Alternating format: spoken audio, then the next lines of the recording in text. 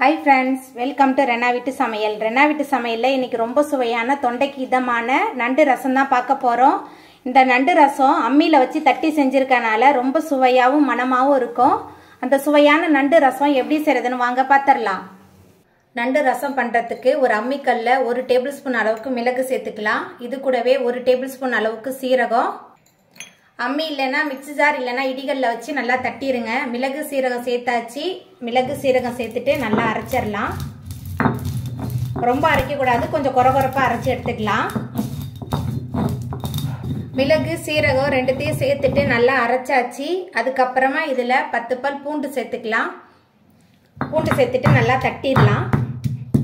பூண்டு சேர்த்துட்டு நல்லா தட்டியாச்சு. இப்போ இந்த கலவையை தனியாக எடுத்து வச்சுக்கலாம்.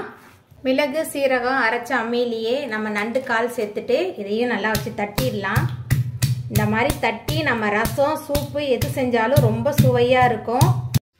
வீட்டில் குழந்தைங்களுக்கு சளி பிடிச்சிருந்தா இந்த மாதிரி நம்ம நண்டு ரசம்லாம் வச்சு கொடுத்தா தொண்டைக்கு ரொம்ப இதமாக இருக்கும். அதனால் குழந்தைங்களும் ரொம்ப விரும்பி சாப்பிடுவாங்க. நல்லா தட்டிடலாம். நம்ம நண்டு எல்லாத்தையுமே அம்மியில் வச்சு தட்டிட்டோம். இப்போ இதையுமே தனியாக எடுத்து வச்சிடலாம். அம்மியில் வச்சு எல்லாத்தையும் தட்டிட்டு அம்மியை கழுவிடலாம். அம்மியை கழுவி அந்த தண்ணியுமே நம்ம ரசத்தில் சேர்க்க போகிறோம். கொஞ்சம் கூட எதையுமே நம்ம வேஸ்ட் ஆக்கக்கூடாது. நண்டு ரசம் பண்ணுறதுக்கு நல்ல பழுத்த தக்காளி 2 எடுத்திருக்கேன். பழுத்த தக்காளியாக இருந்தால் ரொம்ப சுவையாக இருக்கும் ரசம். அதுக்கப்புறமா கொஞ்சமாக கல்லுப்பு சேர்த்துக்கலாம்.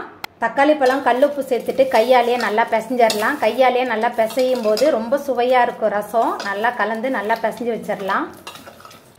தக்காளி பழம் கல்லுப்பு சேர்த்துட்டு கையாலேயே நல்லா பிசைஞ்சு எடுத்தாச்சு. அதுக்கப்புறமா இதில் கொஞ்சமாக புளி தண்ணி சேர்த்துக்கலாம். இது கூடவே கொஞ்சமாக மஞ்சத்தூள். நண்டு ரசத்துக்கு புளியோட அளவு குறைவாகவும் தக்காளியோட அளவு கூடையும் இருக்கணும். அப்போ தான் சுவையாக இருக்கும். இது கூடவே நம்ம அம்மியில் சேர்த்து அரைச்ச மிளகு சீரகம் பூண்டு சேர்த்துக்கலாம். ஒரு கைப்பிடி நிறைய கொத்தமல்லி சேர்த்துக்கலாம். அதுக்கப்புறமா கொஞ்சமாக கருவேப்பிலை. இது கூடவே ரசத்துக்கு தேவையான அளவுக்கு தண்ணி சேர்த்துக்கலாம். நான் அம்மியை கழுவி அந்த தண்ணி சேர்க்குறேன். உங்களுக்கு எவ்வளோ ரசம் வேணுமோ அதுக்கு தகுந்த மாதிரி நீங்கள் தண்ணி சேர்த்துக்கோங்க. நண்டு ரசம் பண்ணுறதுக்கு ரசக்கலவை ரெடியாக இருக்குது. இப்போ நம்ம அதை தாளிச்சிடலாம். நண்டு ரசம் தாளிக்கிறதுக்கு 1.5 ஸ்பூன் அளவுக்கு எண்ணெய் சேர்த்துக்கலாம். குறைவான எண்ணெய் போதும். எண்ணெய் சூடாய் வரட்டும். எண்ணெய் சூடாய் இதில் 1 ஸ்பூன் அளவுக்கு கடுகு, 1/2 ஸ்பூன் அளவுக்கு வெந்தயம் சேர்த்துக்கலாம்.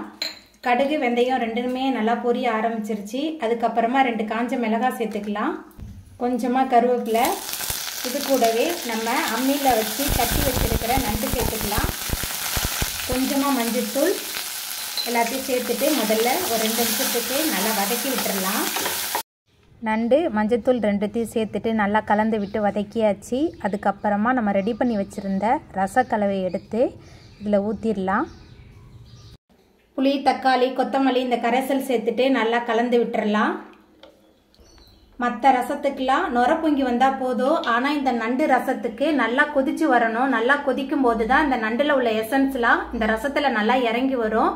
ஒரு 5 நிமிஷம் ஆகும். அடுப்புலேயே இருக்கட்டும். நம்ம சேர்த்த புளித்தண்ணி நண்டு எல்லாமே சேர்ந்து நல்லா கொதிச்சு ரொம்ப சுவையான நண்டு ரசம் சூப்பராக ரெடியாகி வந்துட்டு சூடான சாதத்தோடு அப்படியே கலந்து சாப்பிட்றதுக்கு ரொம்ப சூப்பராக இருக்கும். இப்போ நம்ம அடுப்பு ஆஃப் பண்ணிடலாம். அவ்வளோதாங்க. ரொம்ப சுவையான தொண்டைக்கு இதமான அம்மியில் வச்சு தட்டி வச்ச ரசம் சூப்பராக ரெடி ஆகிட்டு. இந்த சுவையான அம்மியில் வச்சு தட்டி வச்ச ரசத்தை நீங்களும் உங்கள் வீட்டில் செஞ்சு பாருங்கள். இந்த வீடியோ உங்களுக்கு பிடிச்சிருந்தா லைக் பண்ணுங்கள், ஷேர் பண்ணுங்கள், கமெண்ட் பண்ணுங்கள், சப்ஸ்கிரைப் பண்ணுங்கள். அப்படியே பக்கத்தில் உள்ள பெல் பட்டனையும் கிளிக் பண்ணிடுங்க. நன்றி.